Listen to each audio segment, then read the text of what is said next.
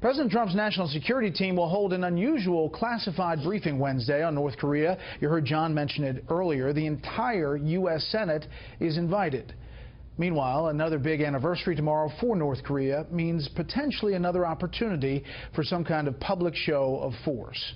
Correspondent Benjamin Hall tells us tonight President Trump and his Chinese counterpart are working the phones. U.S. F-16 fighter jets in the skies over South Korea, part of ongoing U.S.-South Korean drills named Max Thunder, keeping an eagle eye on the rogue state. Over the weekend, North Korea announced again that it was willing to use its nuclear deterrent and threatened all-out war. North Korea will react to a total war with an all-out war, a nuclear war with nuclear strikes of its own style, and surely will win a victory in the death-defying struggle. Sunday, President Trump, seeking a solution, spoke to regional leaders.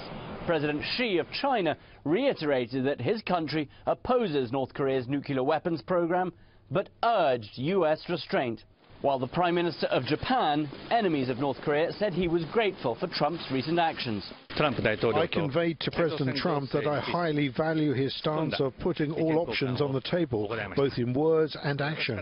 As evidence, the USS Carl Vinson, on its way to Korea, carried out exercises with 2 Japanese destroyers, just after North Korea announced it could sink the aircraft carrier with a single strike.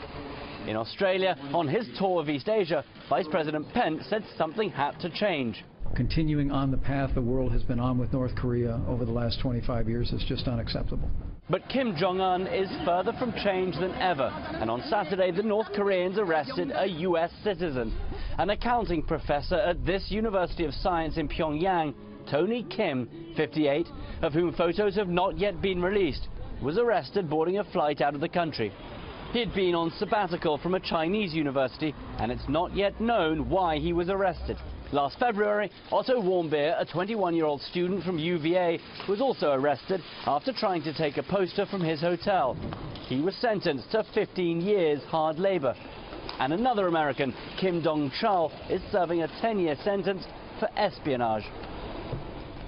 And tomorrow is the 85th anniversary of the military's founding in North Korea, and many analysts fear the regime might take the opportunity to test another nuclear device or a long-range ballistic missile. And as you said, this big meeting on Wednesday, where the U.S. Senate will go to the White House to discuss North Korea, means that the next 2 days will be pivotal.